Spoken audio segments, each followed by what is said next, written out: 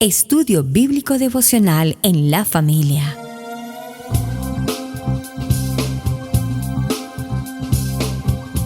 Para las familias, con los pastores Roberto, Pili y Camilo Alfaro.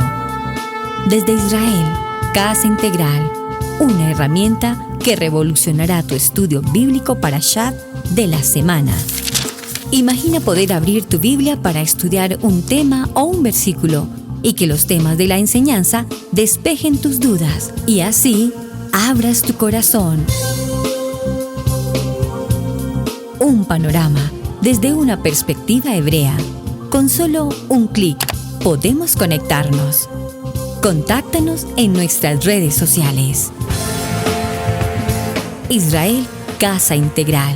Acompáñanos en este recorrido de 365 días de enseñanza bíblica.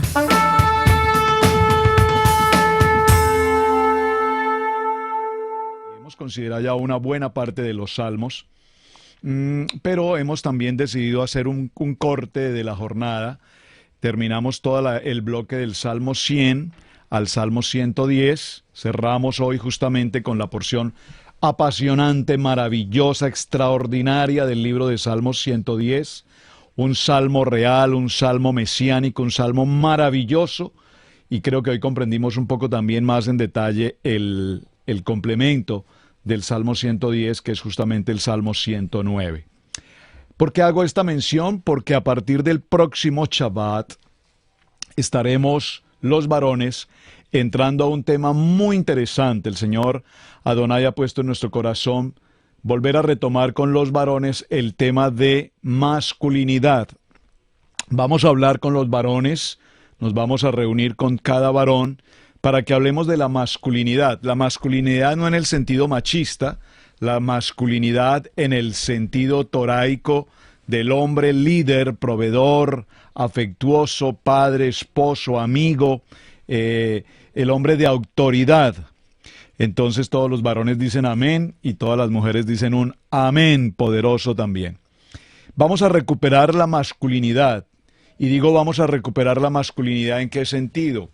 A lo largo de la historia el hombre ha perdido su masculinidad como hombre y el hombre hoy es un hombre muy femenino. Cuando digo de un hombre muy femenino no me estoy refiriendo a un hombre amanerado o a un hombre con inclinaciones distintas.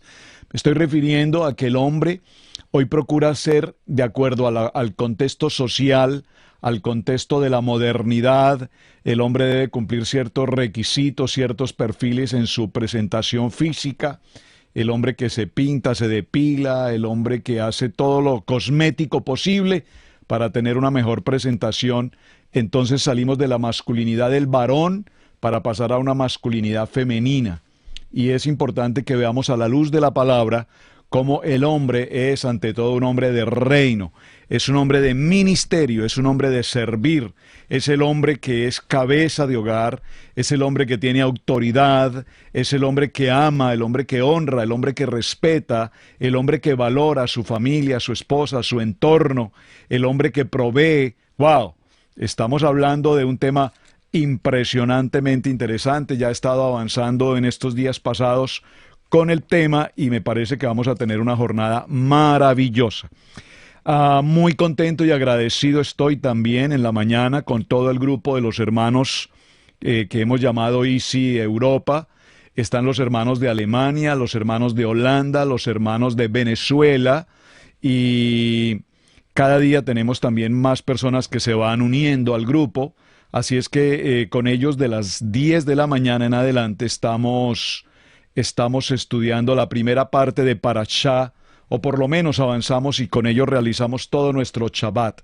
Esa primera jornada de Shabbat con los hermanos obedece a que son las 10 de la mañana hora nuestra en el este, y para ellos son las 4 de la tarde allá en Alemania, en Italia, en Holanda, en España. Entonces, por eso tenemos ese horario con ellos. Y a esta hora conectamos con todos ustedes en diferentes lugares, en Venezuela, en Argentina, en Colombia, en México, en Costa Rica, aquí en los Estados Unidos, en Ecuador. Para todos ustedes, hermanos, muchas gracias y bienvenidos.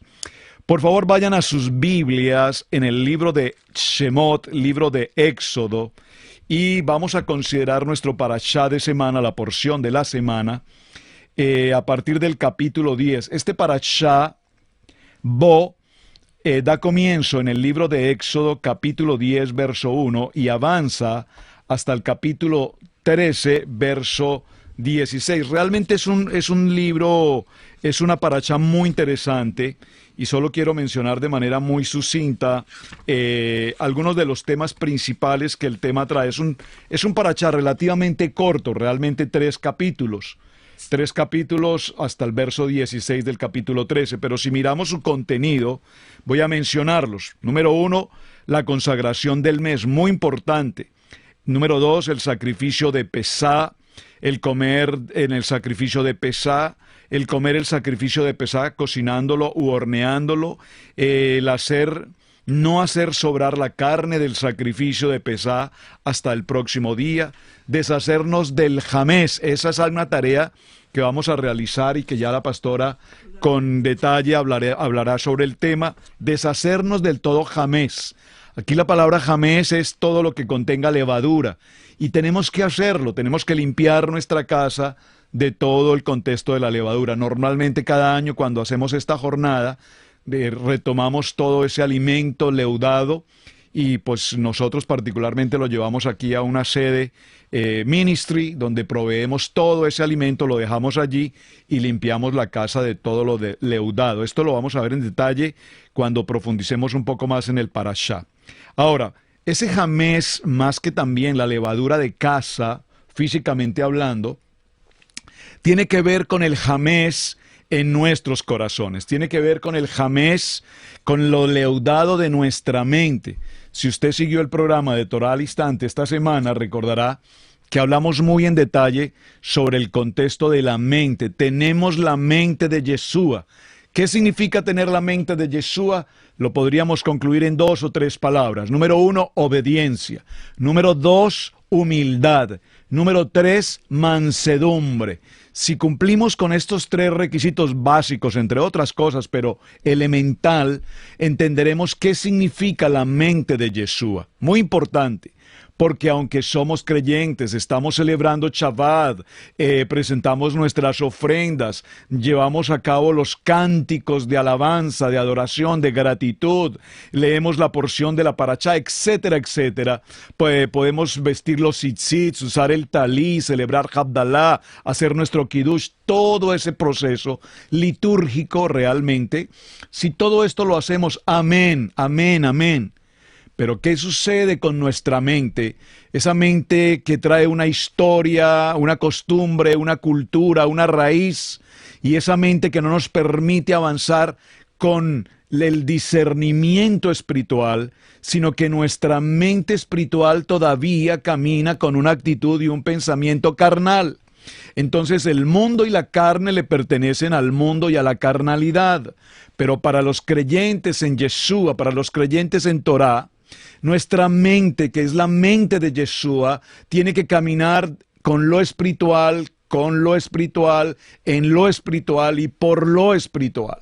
Hay un programa aquí en televisión americana, no sé si lo transmitirán en algunos países, de un hermano que admiro poderosamente, de hecho es de origen judío, y su programa se llama Sobrenatural.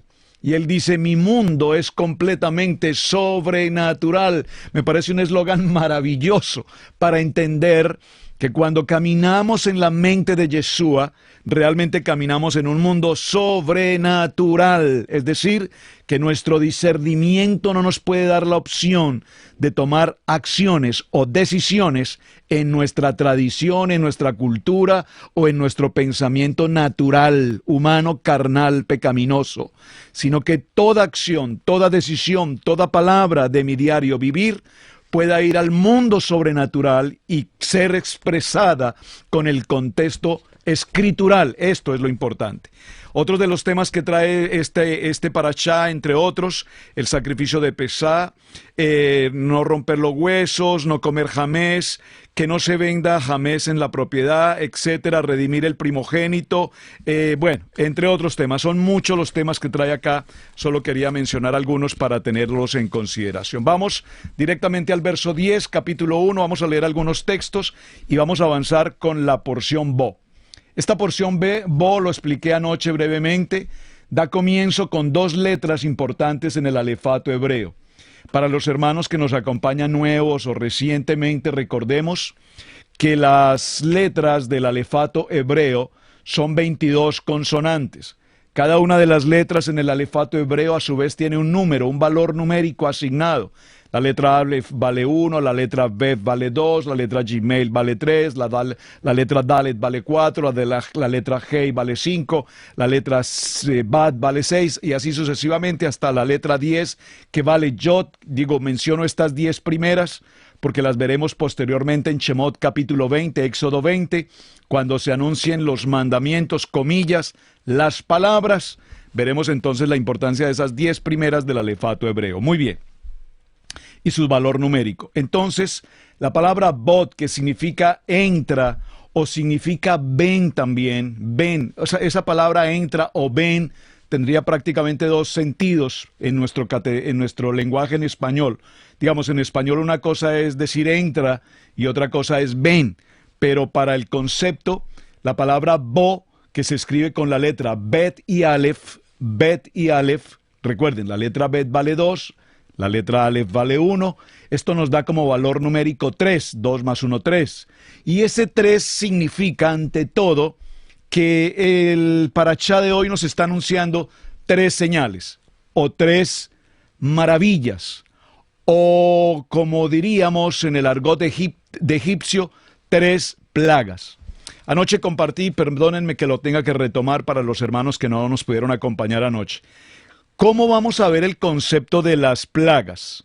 Si lo vemos desde el contexto egipcio, vamos a verlo como plagas, es decir, que para el pueblo egipcio todas las señales que Adonai envió, sin lugar a dudas, fueron para ellos una plaga, una mortandad, una pestilencia, hubo una sensación emocional, física, terrible, los piojos, la sarna, la pestilencia, todo esto, aunque los piojos no producieran la muerte, producían sí el fastidio de ser una persona totalmente sarnosa, de ser una persona totalmente empiojada, de tener una casa, una alcoba, una cama donde dormir rodeado de ranas.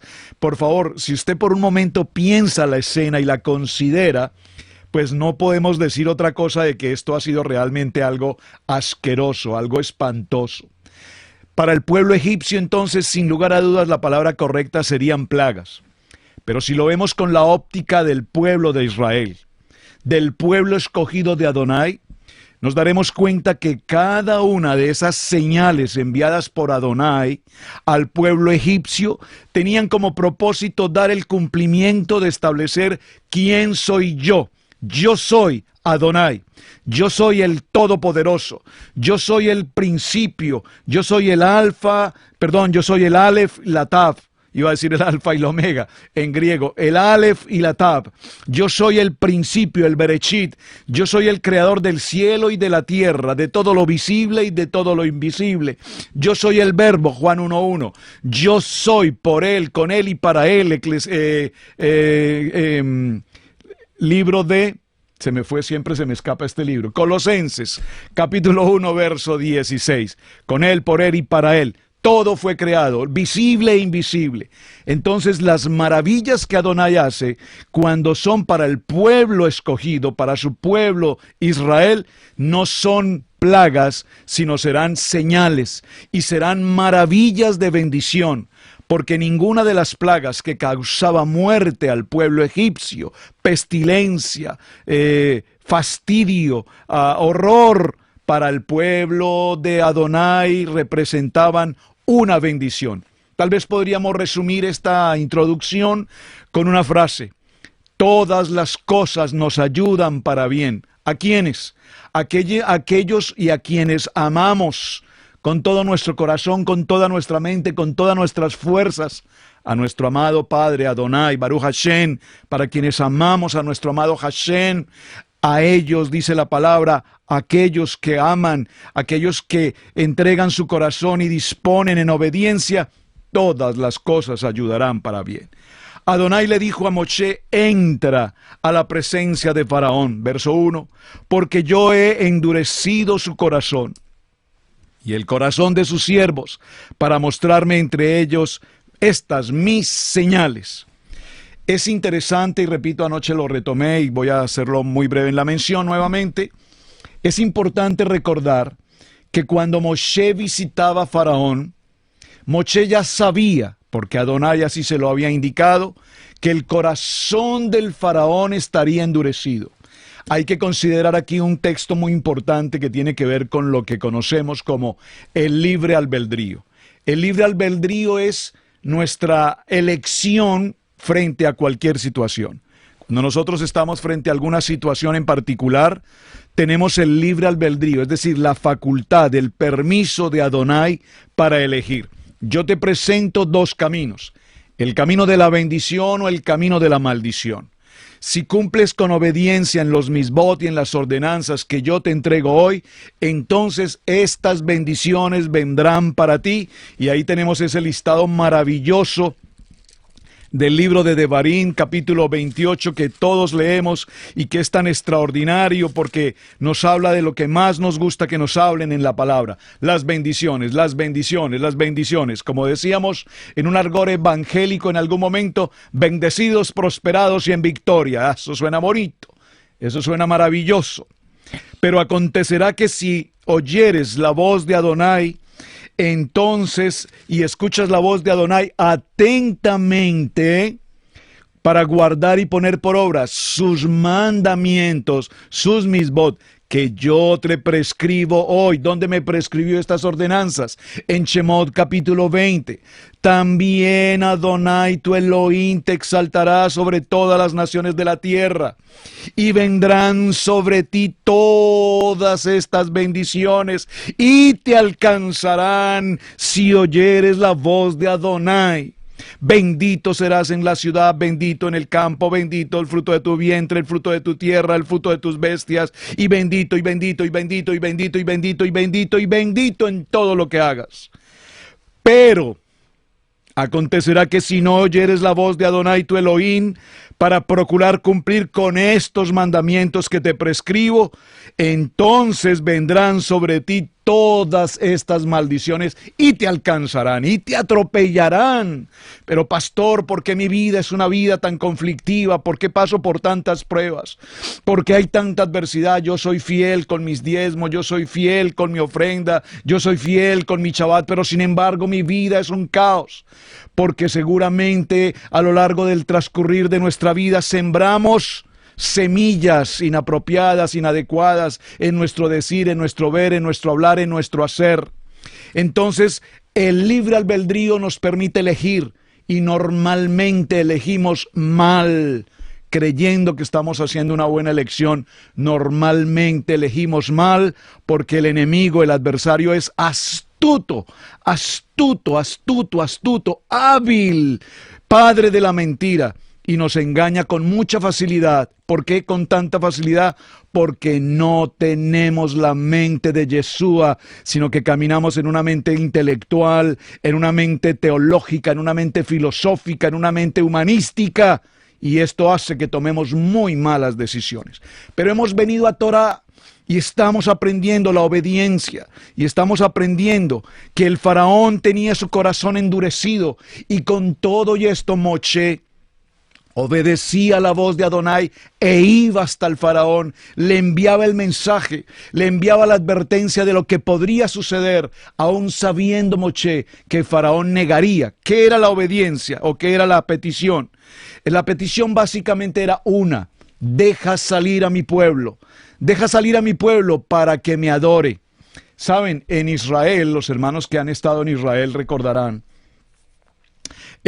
había un billete de 20 shekel, ya ese billete no está hoy circulando, pero había un billete de 20 shekel, la moneda de Israel, en el que en la parte inferior del billete decía este texto: deja ir a mi pueblo, y puntos suspensivos.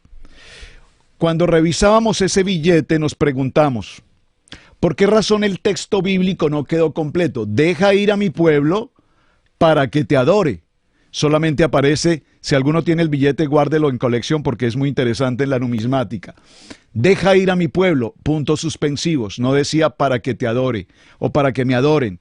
Simplemente nos preguntamos, ¿no había espacio suficiente para escribirlo? Es interesante por lo siguiente: deja ir a mi pueblo es una palabra que nos lleva a libertad.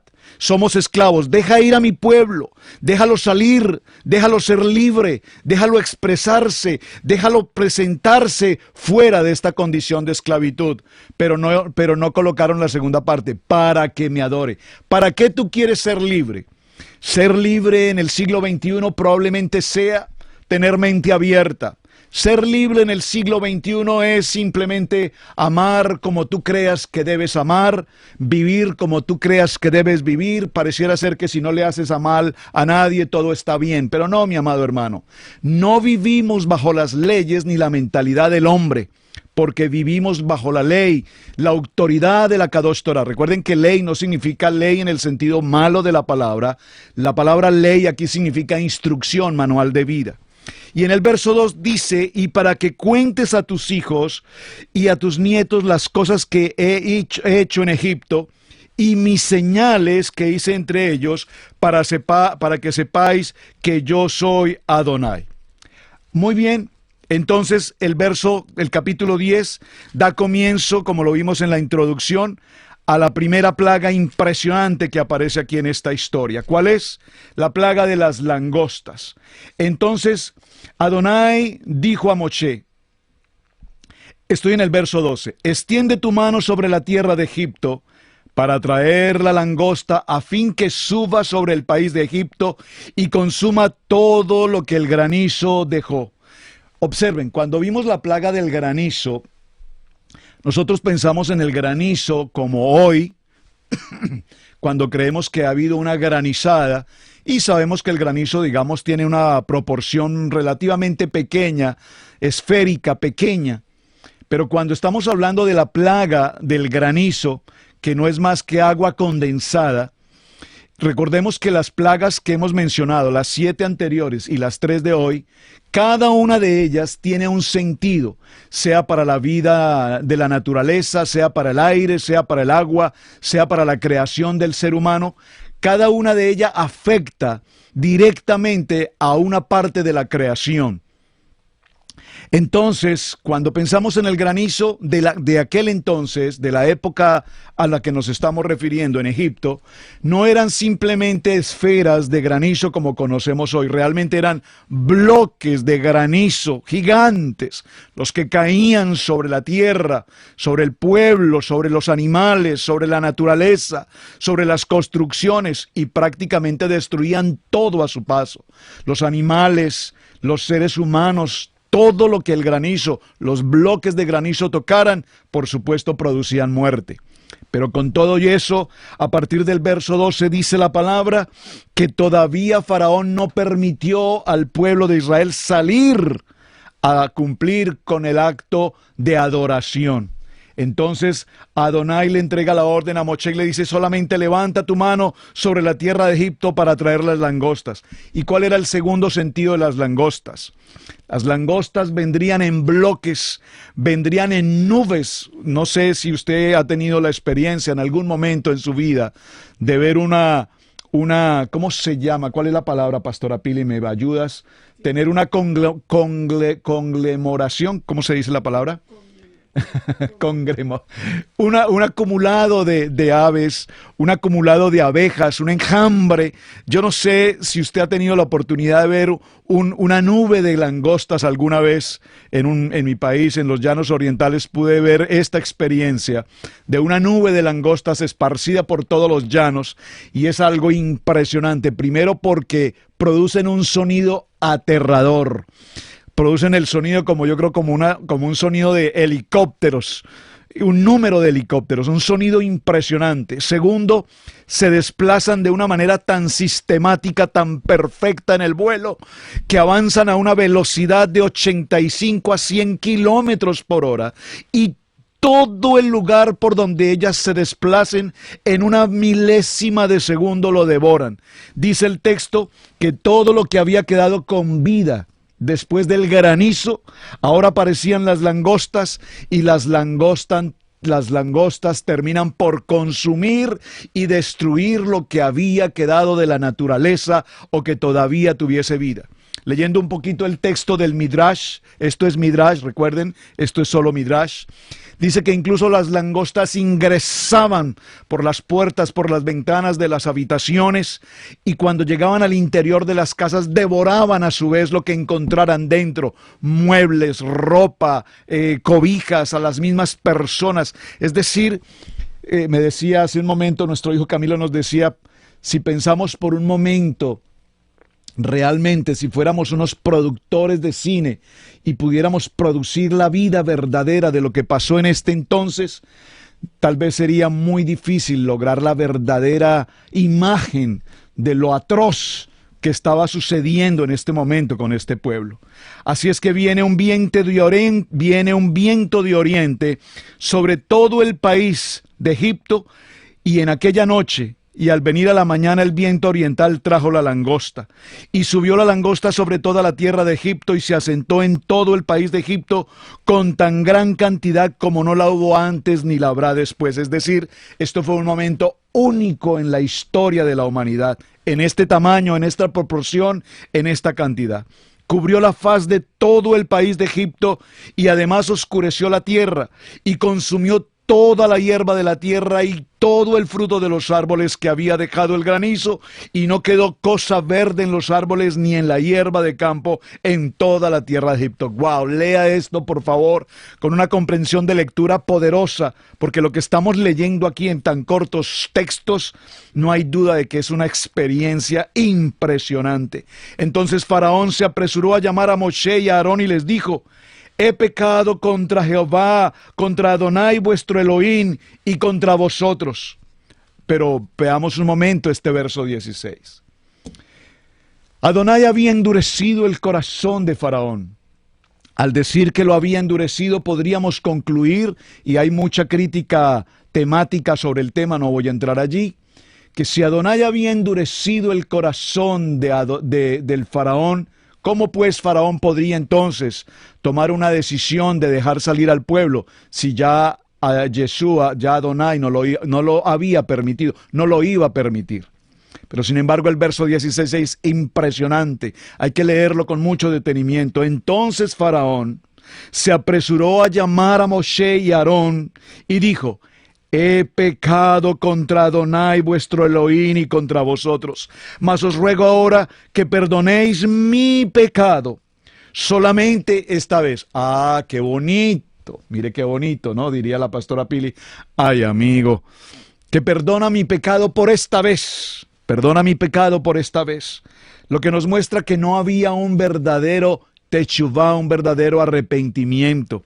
Probablemente sí, Faraón tenía un remordimiento con lo que estaba pasando, pero nosotros ya pasamos por ese nivel 1 y 2 del remordimiento, de pensar que hemos cometido pecado, que hemos cometido error, que nos hemos equivocado, pero sin embargo ya pasó, ya me perdonó, ya hice 3 oraciones y ya todo está bien, y yo sigo en la misma tónica.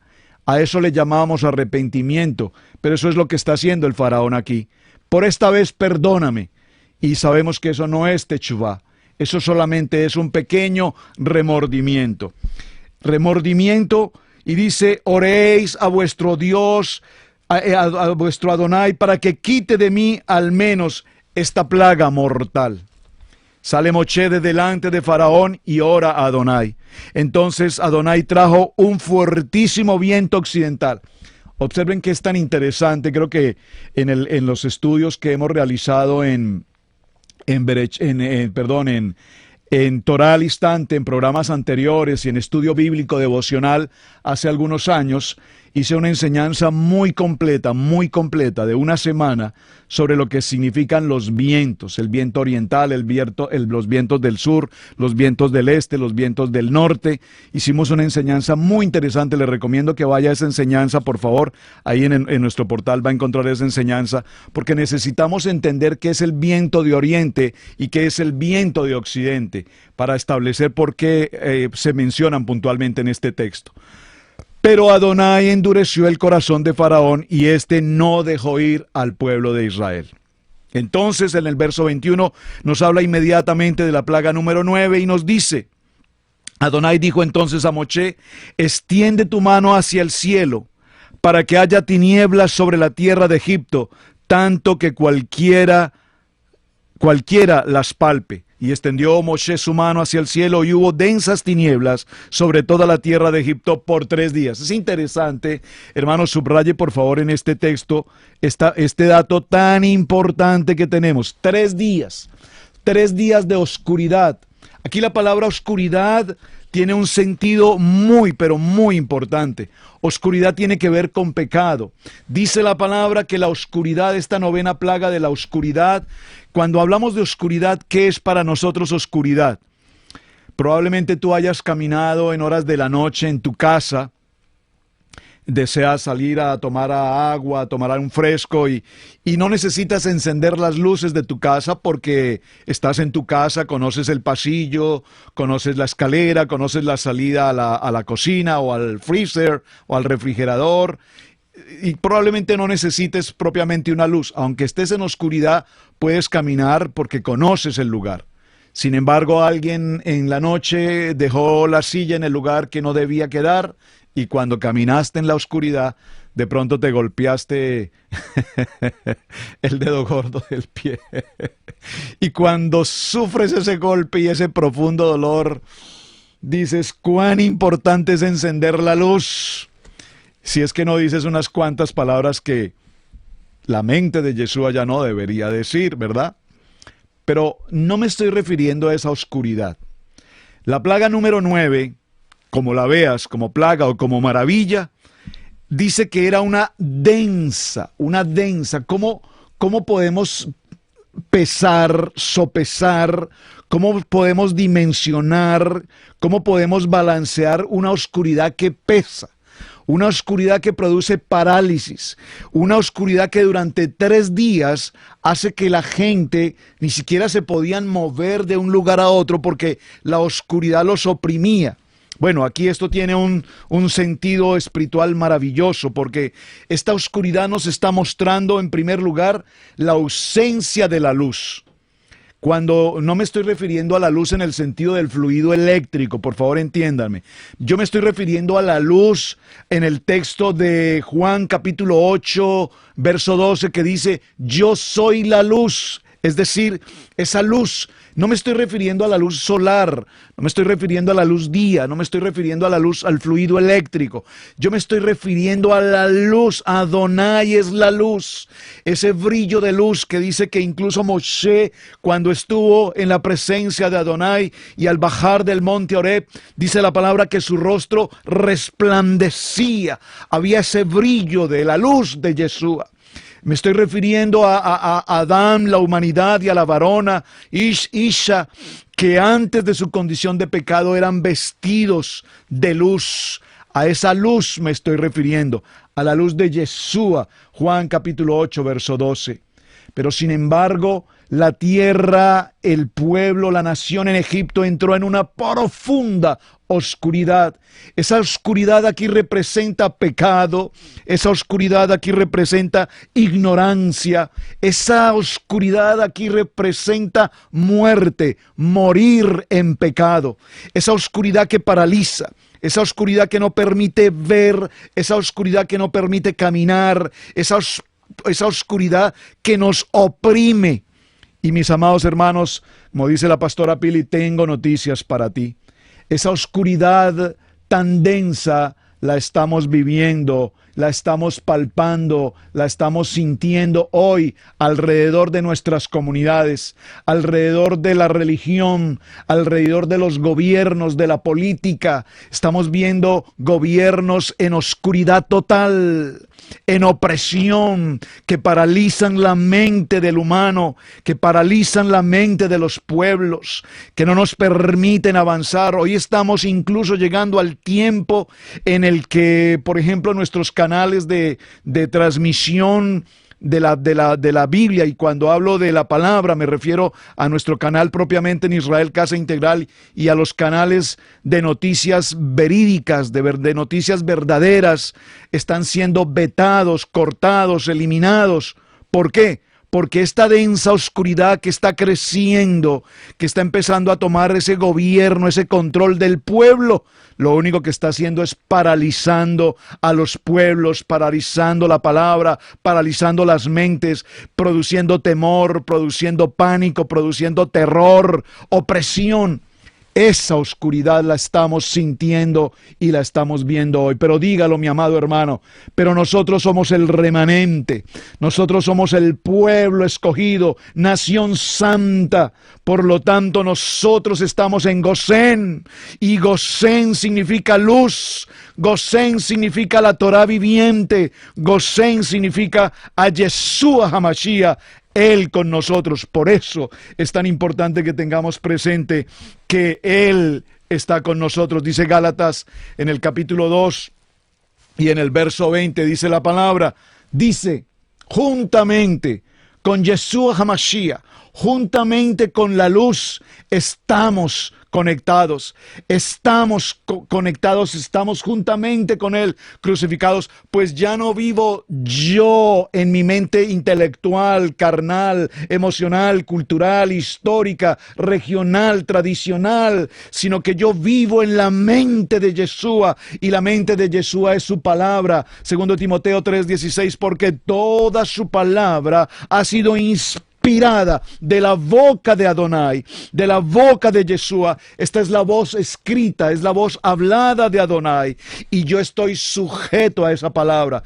Por lo tanto, en el pueblo de Gosén, el pueblo de Israel. Usted se pregunta por un momento, bueno, yo me lo pregunté, revisando esta enseñanza año tras año, año tras año, año tras año, siempre me he hecho esta pregunta: ¿cómo es tan poderoso el poder de Adonai, que toma un puñado, un enjambre de langostas, que de hecho son animales relativamente grandes, algo así como un saltamonte, prácticamente un poco mayor, que repito, vuelan a una velocidad descomunal, en perfecta coordinación, y todo a su paso lo devoran?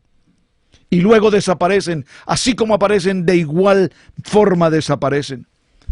Es interesante, mis amados hermanos, que esta red de langostas, estos enjambres, no sé si la palabra enjambre sea correcta, pero para entenderlo, estos enjambres de langostas viajan como un dron, absolutamente determinados a ir en una ruta perfecta para un objetivo perfecto. Y observen que venían a la tierra de Egipto, se paseaban por toda la nación, devoraban todo a su paso, pero la tierra de Gosén, pero la tierra de Israel, la tierra asignada aún por el mismo faraón en los tiempos de José, esa tierra nunca fue afectada por ninguna de las plagas.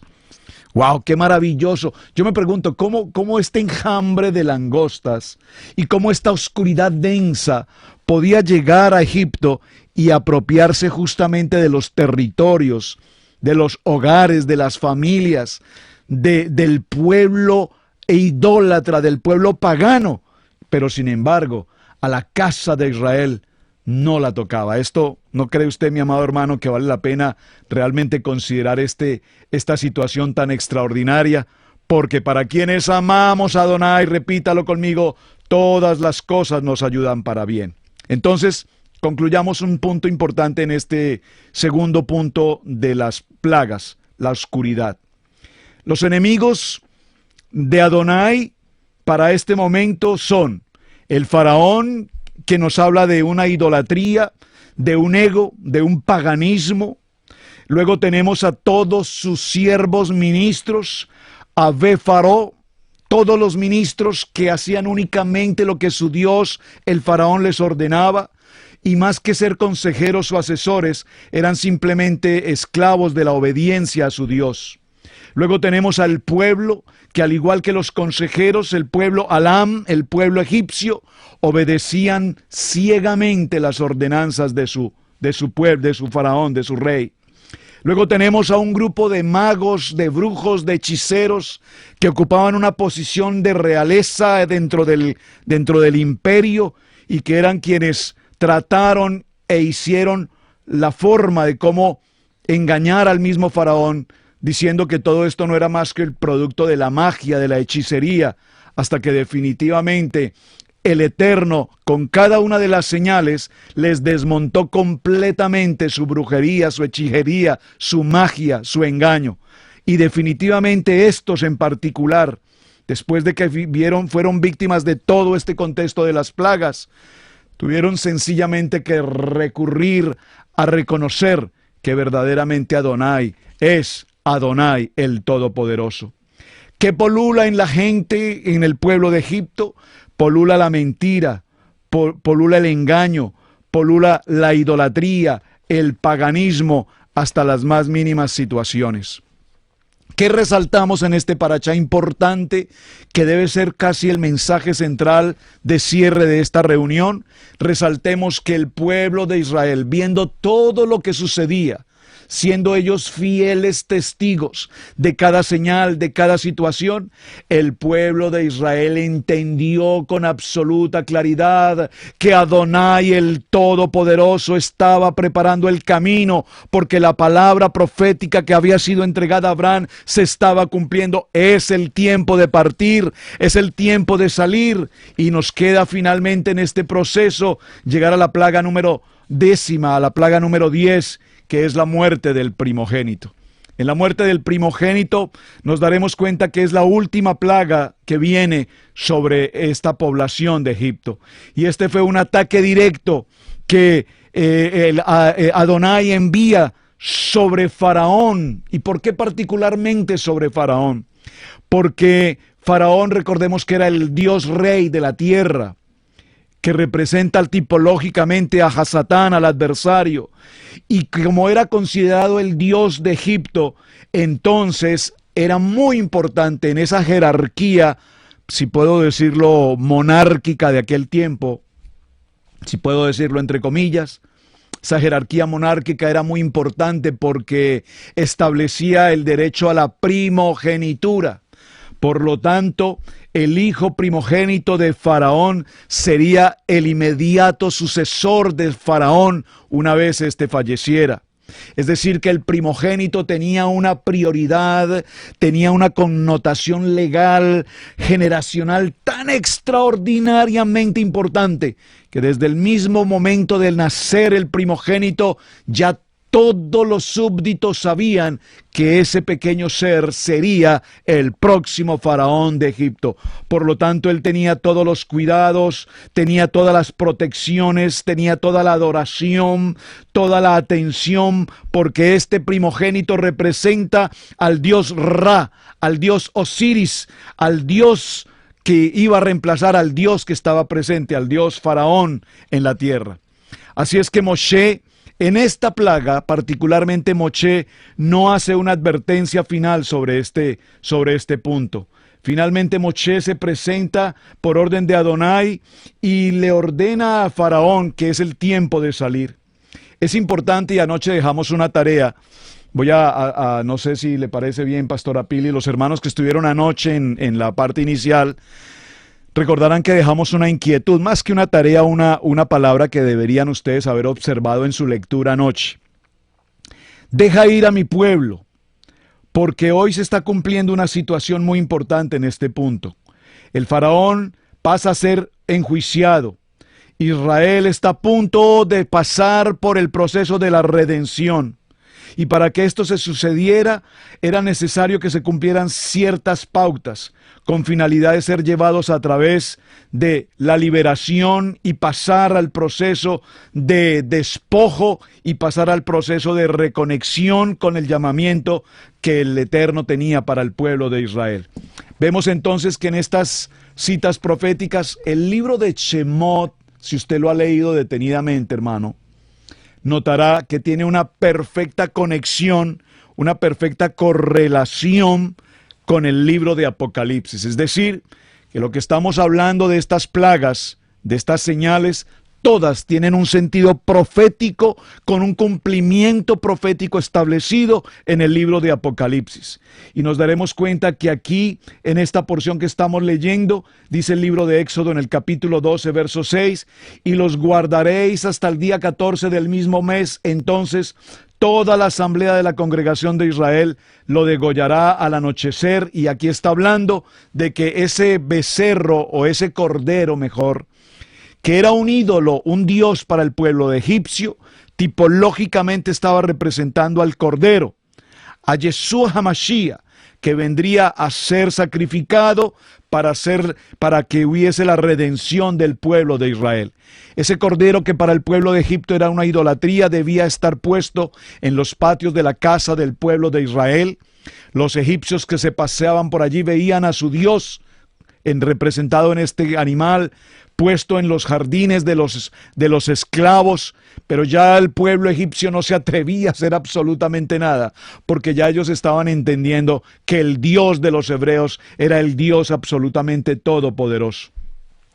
Así es que, mis amados hermanos, vamos a ver en esta historia final cómo el cumplimiento profético de la redención está a punto de suceder.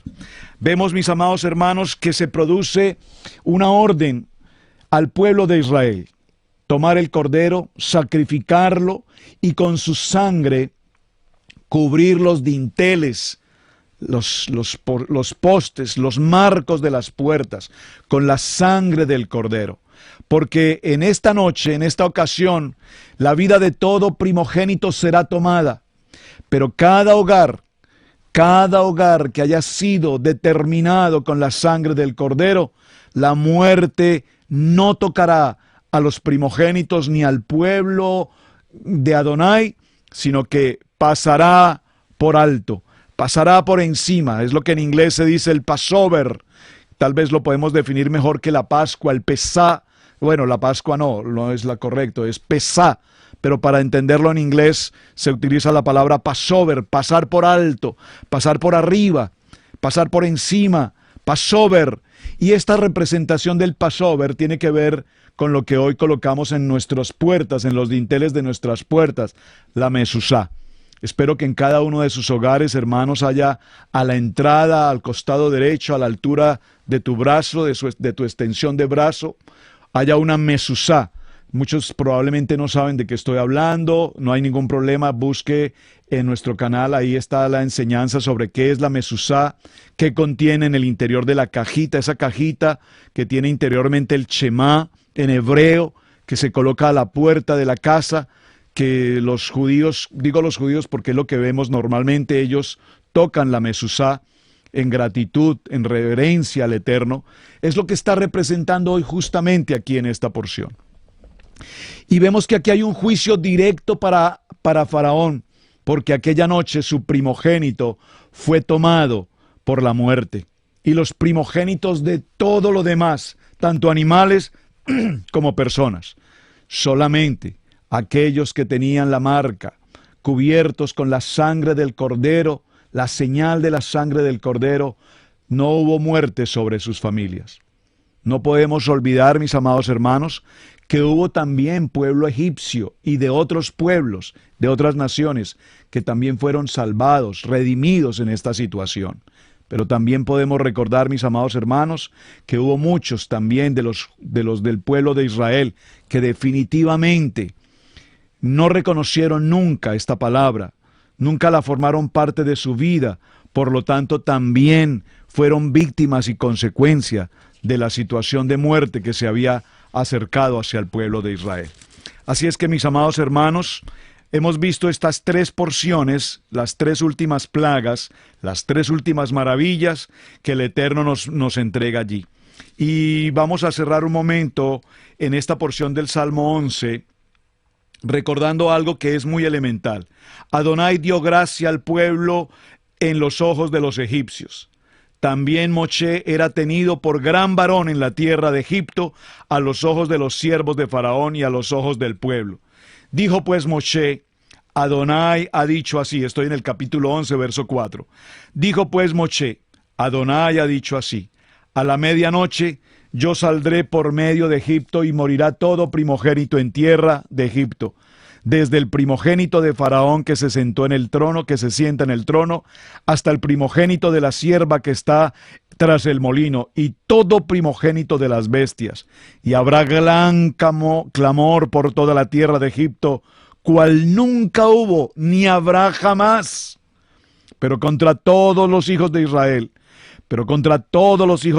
desde el hombre hasta la bestia, ni un perro moverá su lengua. Uy, por favor, esta expresión es impresionante. Ni un perro moverá su lengua, para que sepáis que Adonai hace diferencia entre los egipcios e Israel. Por favor, dígalo conmigo. Adonai hace diferencia entre la luz y las tinieblas. Adonai hace diferencia entre los 6 días de labores y el día de reposo. Adonai hace diferencia entre la mente de Yeshua y el mundo pagano e idolátrico. Adonai hace diferencia entre un Coanín, un hombre de Adonai, y un hombre del mundo. Nosotros estamos en el mundo, pero no le pertenecemos al mundo, porque Adonai nos hace la diferencia. Dígalo conmigo, somos la diferencia, somos la diferencia, somos los redimidos, somos el pueblo escogido. A partir del verso 12, del capítulo 12, que allí no voy a entrar hoy, porque esto lo vamos a ver en detalle, viene el momento más maravilloso, el cumplimiento de Pesá. Es el anunciamiento de que el pueblo está listo y preparado para tomar la partida, para salir de la condición de esclavitud, cumplir con la ordenanza de ir a celebrar adoración a Adonai, hacer corbanot, presentar el sacrificio y salir de toda la condición de pecado. Es muy importante este capítulo 12, les pido por favor, léalo usted en casa con detenimiento, porque sobre este capítulo avanzaremos más adelante y explicaremos en Pesá cada uno de estos aspectos importantes. ¿Qué es importante recomendar aquí en este texto? Como dice el verso 45 en el capítulo 12, el extranjero y el jornalero no comerán de ella, se comerá en una casa y no llevarás de aquella carne fuera de ella, ni que lo haréis hueso suyo. Esto lo veremos, repito, en detalle cuando entremos a el tiempo de Pesá. Vamos a cerrar, mis amados hermanos, con la pregunta que dejamos ayer. Voy a dar la oportunidad para que alguien, si ya tiene la respuesta, abra su micrófono, por favor, y nos comparta la respuesta a la pregunta. Atención, la inquietud que dejamos anoche. ¿Cuál era la petición de Moshe a Faraón? ¿Cuál fue la única petición de Moshe a Faraón durante las 10 plagas? La única petición fue: deja ir a mi pueblo para que adoremos. El corazón de Faraón estaba endurecido y durante todas estas plagas, aunque hubo muestras de remordimiento, sin embargo Faraón siempre sostuvo de que era imposible que este pueblo saliera en libertad. Adonai exterminó todo principio, toda teoría, todo intelecto, toda brujería, toda hechicería, toda maledicencia, toda idolatría, todo paganismo del pueblo de el pueblo de Egipto, fue absolutamente aniquilado a través de cada una de las maravillas y señales que Adonai envió. Quedó absolutamente claro, establecido y determinado que nuestro amado Adonai, Baruch Hashem, es el Dios eterno, todopoderoso, el único. Yo soy Adonai, yo soy el que soy. Pero sin embargo, cuando Faraón pregunta a Moshe, ¿quiénes deben ir a adorar? Moshe le contesta: deben ir los hombres, los niños, las mujeres, todos nuestros hijos, niños, niñas, nuestros ancianos, todos nuestros animales, absolutamente nuestras pertenencias. Nosotros debemos ir con absolutamente todo. Y la pregunta entonces es, ¿pero por qué razón? Se preguntaba Faraón. ¿Por qué razón deben ustedes partir todos? ¿Por qué no van solamente los hombres? Déjenme a los niños, déjenme a sus esposas, no necesitan llevar los animales, no necesitan llevarse sus pertenencias. A lo que finalmente Moshe le dice, tenemos que llevar todo, porque vamos a hacer korbanot, vamos a celebrar sacrificio, vamos a adorar, vamos a presentar ofrendas, vamos a entregar todo, nos vamos a despojar delante de nuestro Adonai. Finalmente, cuando se da la salida, hay una preparación especial, viene la muerte de los primogénitos. Faraón ha sido destruido en su orgullo, en su vanidad, en toda su autoridad. No hay siguiente Faraón disponible.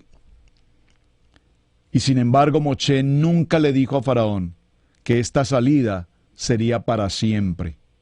Nunca más veréis a este pueblo, dijo Adonai. Nunca más veréis a este pueblo de Egipto. La pregunta que dejamos anoche en la tarea fue, ¿por qué Moshe nunca le anunció a Faraón que esta salida no era por 3 días, sino era una salida definitiva para nunca más volverlo a ver? En Israel Casa Integral, te invitamos a participar en la enseñanza del Parashat en la familia, para la familia, todos los viernes a las 7 en youtube.com.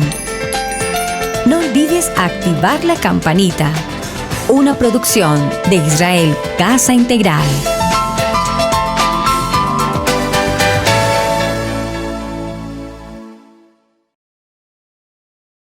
Amigos, gracias por ver el video del día de hoy. Con tu control remoto puedes seleccionar el botón arriba de suscribirte y también te dejamos 2 videos que también sabemos que van a ser de ayuda para tu vida. Gracias por estar con nosotros aquí en Israel Casa Integral. Recuerda, es un gran privilegio servir a Adonai.